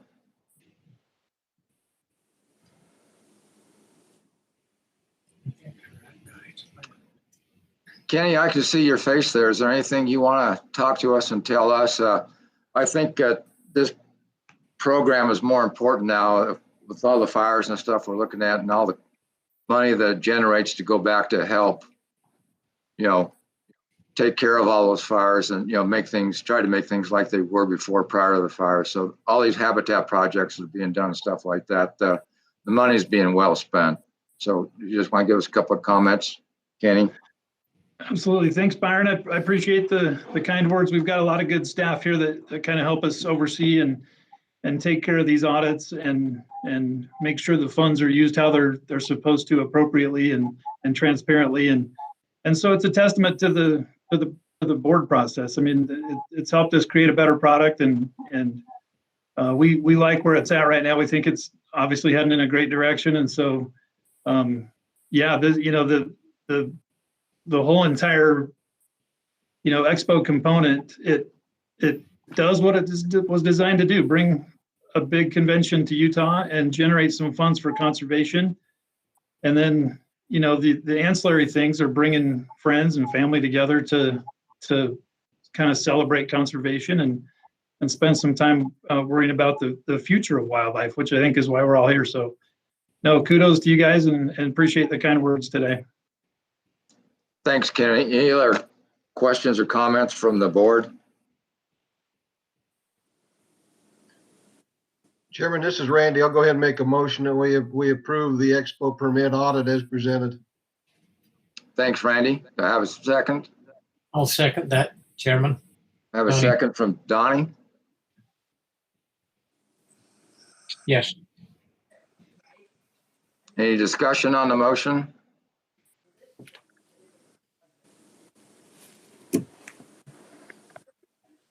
Call for a vote.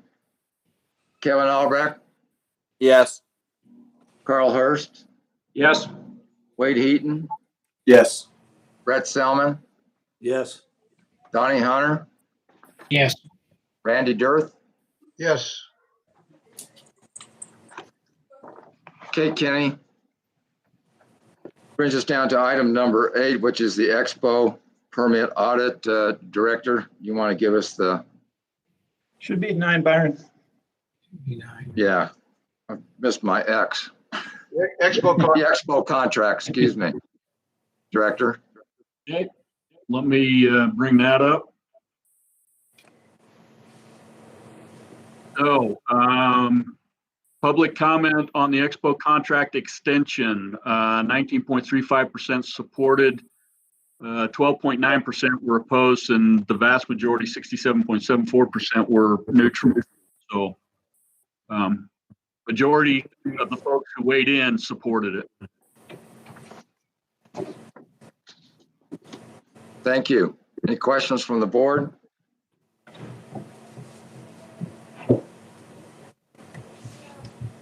Kenny, this is for the renewal.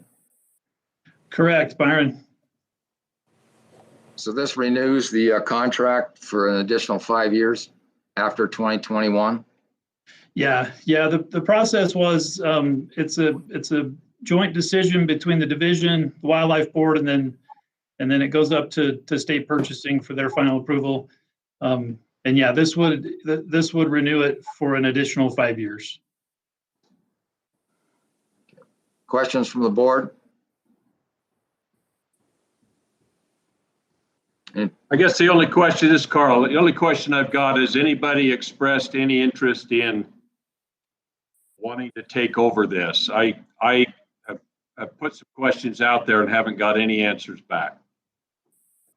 Carl, for me, speaking for myself, I have not been contacted by anybody else with interest.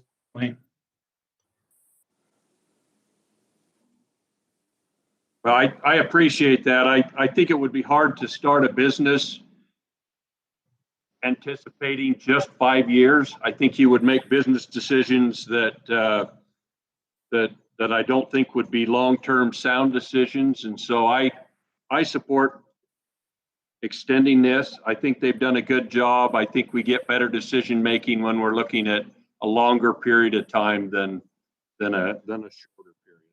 So. Any more discussion?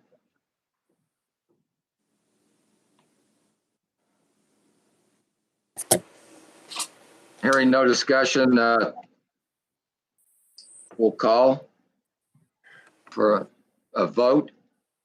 Mr. Chairman, did we want to get RAC reports on these? Did they hear them? I think we all saw them, but. They saw them, but they didn't go out to them, so. Okay. This is Randy. I'll go ahead and make a motion that we accept the Expo contract as presented. I'll second that. We have a motion and a second. I'll do a roll call vote on item number 9, the Expo contract. Kevin Albrecht? Yes. Carl Hurst? Yes. Wade Heaton? Yes. Brett Selman? Yes. Donnie Hunter? Yes. Randy Dirth? Yes. Motion passes unanimous. Item number 10 is the Expo permit allocation.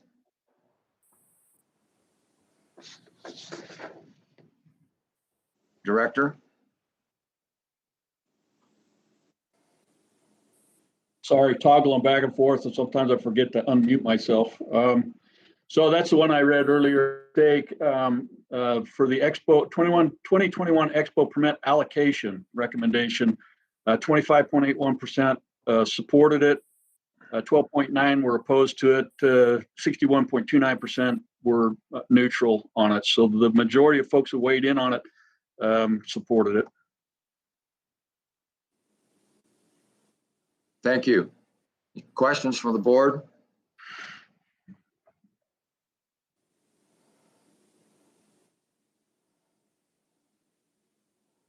This is Carl. I guess I'll just make a statement. I have expressed this before, that we have 2 sheep tags that are only available to non-residents.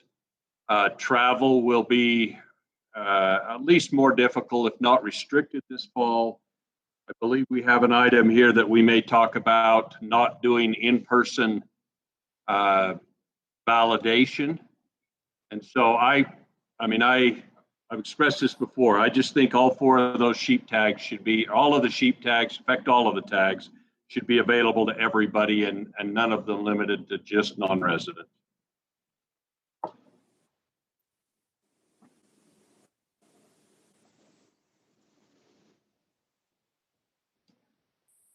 Any board members want to comment on Carl's comments? Carl, if you turn that into the form of a motion, I would certainly second it. I can support that idea.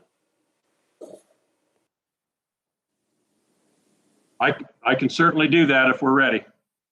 Any comments? Call for a motion. I'll make the motion that we approve the permit list with all of them being available to all applicants, none of them sectioned off as non-resident. I'll second that.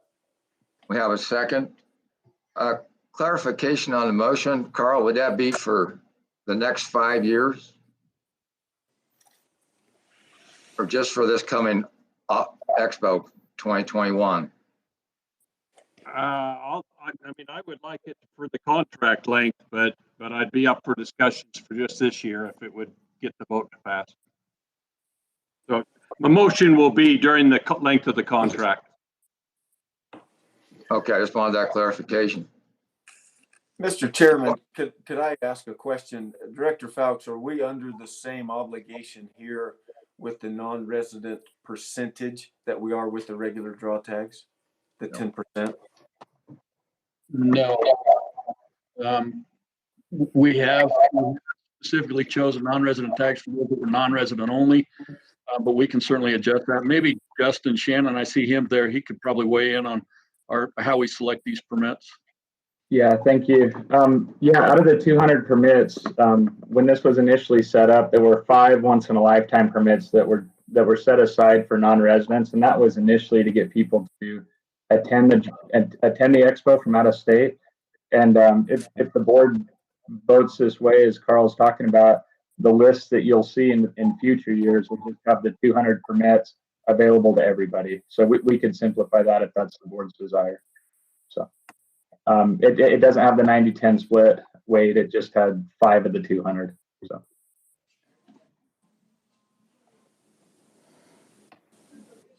Any questions? Hey, Justin, just to clarify, are those identified in rule currently, the non-resident only permits? I don't recall. Is Greg Hansen on the call? Maybe that's something he can look up real quick. Yep. This is Greg Hansen with the AG's office, and Lindy looks like she's here to support too. But there is a definition for a special non-resident expo permit in the rule. The rule itself does not allocate permit numbers or designate what is included in the 200 permit total that the board is voting on. The only thing the rule does is specify that a non-resident may only apply for the special non-resident expo permit. As far as permit numbers, there's nothing in the rule specific. So Greg, that was my understanding after we had the work session with the board 6 or 7 weeks ago. And so I didn't see where in the rule we were obligated to issue non-resident only permits, which is why I think we're comfortable having all 200 be available if the board goes that route. But correct me if I'm wrong. That's my interpretation as well. It's a board decision. Any more questions from the board? We have a motion and a second. I'll call for the vote. The roll call. Kevin Albrecht. Yes. Carl Hurst. Yes. Wade Heaton. Yes. Brett Selman. Yes. Donnie Hunter. Yes. Randy Dirth. Yes. Motion passes unanimous. Next item on our agenda is the Expo permit rule amendments.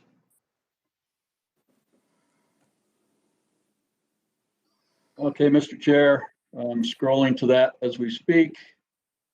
You keep moving places on my screen, Mike, so. I'm jumping around on my screen as much as I am on yours. So the presentation on the proposed changes to the 2021 Wildlife Expo permits, is that the one we're talking about now? No, it's the Expo permit rule amendments. I think this is the right one. 19.36% voted, 12.9% were opposed, and the vast majority were neutral. So those folks who weighed in majority was in support. Thank you. Any questions from the board?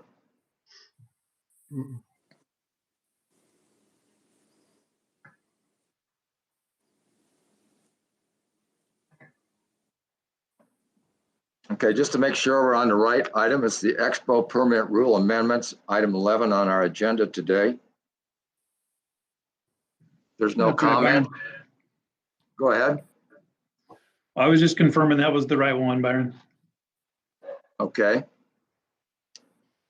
So Kenny, this is the one that would allow for non-in-person validation. Am I correct in that? Correct. We don't know the climate. We really don't know what to anticipate. And so this just gives a little flexibility to have that happen.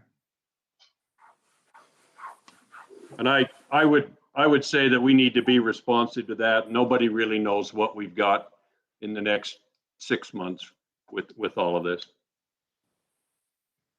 So do we need to break this rule out, Kenny, in two parts then? This would be for 2021, and it wouldn't affect the next 5-year contract?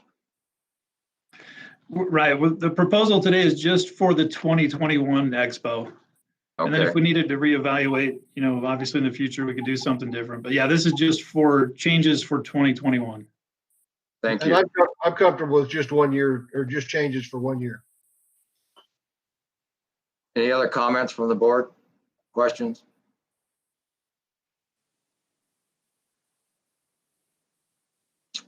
Hearing none, we'll call for a vote.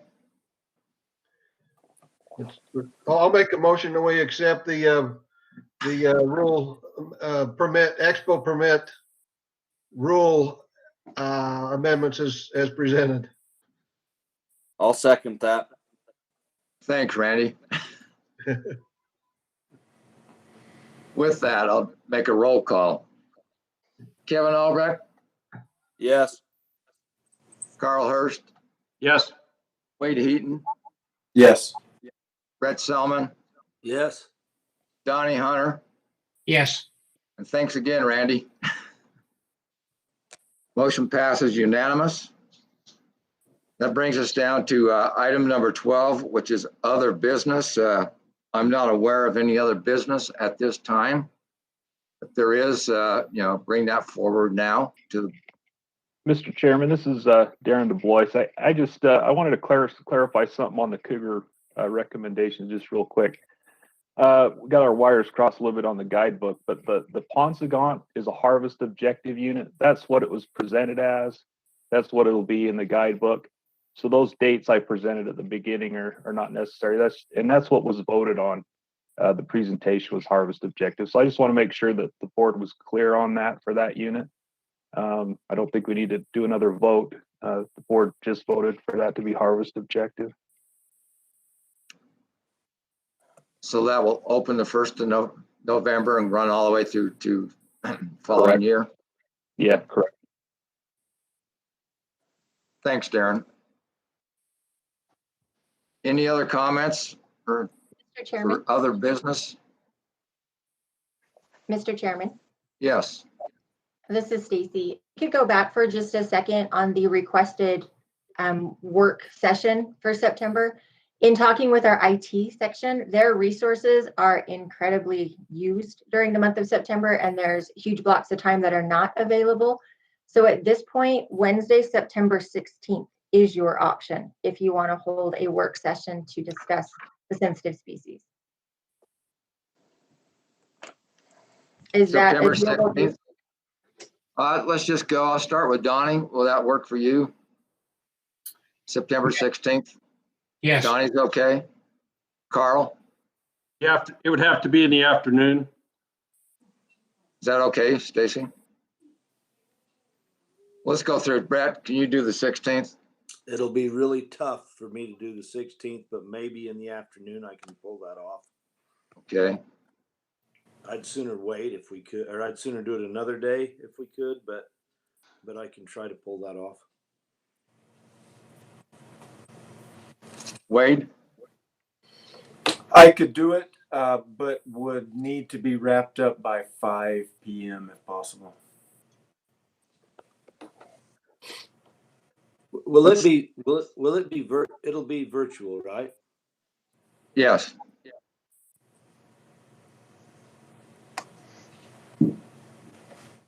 Kevin? Yes. Randy? I lost connection for a second, but I'm back now. Was it September 16th? Yes. Yes, I can make that.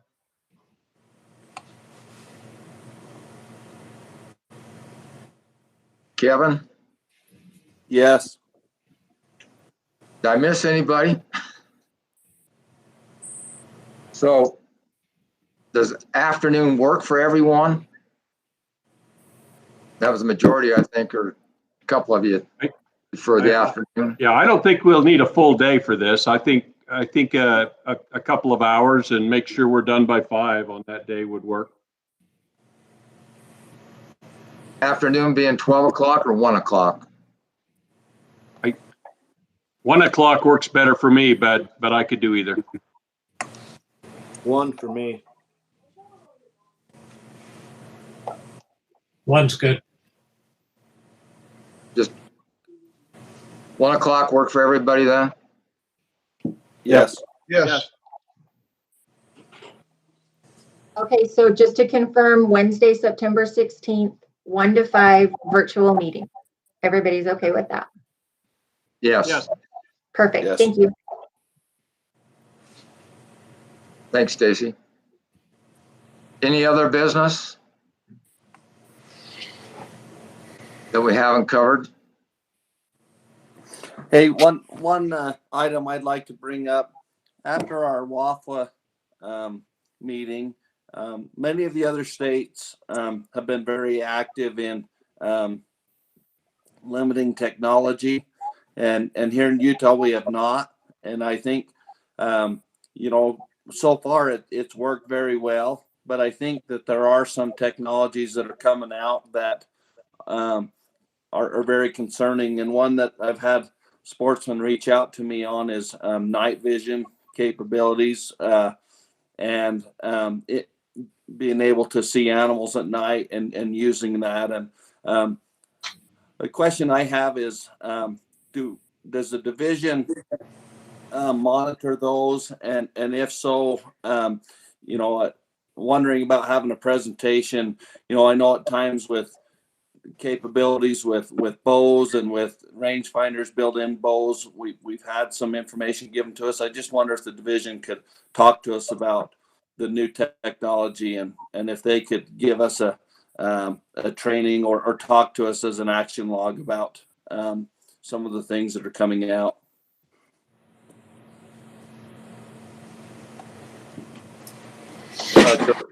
Director, are you there? I don't see Mike. I can jump in and cover this. About 5 years ago, our law enforcement presented an emerging technology type presentation to the racks and boards that talked about different long range rifles and scopes on muzzleloaders and all those types of things. Is that kind of what you're getting at? What would it be more of like an informational, or would you like us to take something out again, Kevin? What's your thoughts there? What is even since then, it seems like newer technologies have come out that really take away the animal's ability and ethics. And so, just wondering if the division putting it on an action log to have the division look and see if their stance is the same as it was 5 years ago, if they look at the new technologies and feel like there's anything that the wildlife board needs to have action on. Yeah, I see Director Fowlks is back, and maybe he can speak to it. But off the cuff, Kevin, if that's something the board would like us to do, we can certainly put something together and have a discussion with the board about it. And then I don't know, Director Fowlks, do you feel differently? No, I don't. There's such change in the technology that's available. It wouldn't be a bad idea for us to do a review. With that, I would make the motion that we have an action log for the division to look at all the technologies since the last update and see if there's any that they feel like the wildlife board should take measures on. and I'd make that my motion. It's Randy, I'll second that. Any questions on the motion?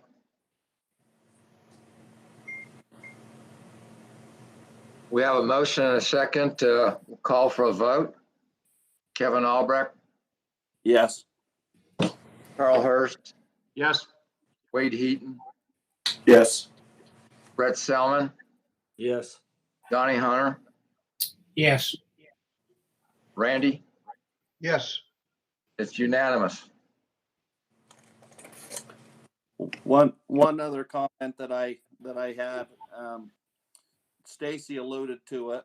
But usually when Justin Shannon or Kobe Jones or Darren, they have a season in which they are really busy and they give their life to their job. And with this going on with COVID, Mike Christensen and all of those have given a tremendous effort over the last 5 months to help everyone, not just us. And I've been really impressed with the work they've done. And I think they need to be recognized because I feel like they don't have a season right now when they'll be done, an end date. They're just continuing to work and add on days. And so from the Wildlife Board, I just really want to let those guys know that we appreciate all that they've done to help us pull these meetings off and for the public. And so from the Wildlife Board, thank you. Very good, Kevin. I second that. I agree 110% on that. They do an awesome job. So thanks to them. Thank you very much. Yep. Thank you. Any other business? Hearing none, I'll ask for a motion to adjourn. It's Randy, I'll make that motion. And I'll second it. I have a motion and a second. Roll call. Kevin, Yes. Carl Hurst, Yes. Wade Heaton, Yes. Brett Selman, Yes. Donnie Hunter, Yes. Randy Dirth. Yes. That completes our board meeting on August 27th, 2020. I want to thank everybody that's attended and everybody that's still here. I mean, you guys do a great job, and appreciate all the work that everybody does to make this whole thing happen. Director, just let your people know that they're all doing a great job during this pandemic. So kudos to all of you. Thanks, everybody. See you later. Thanks, everybody. Thank you. Thank you. Thanks.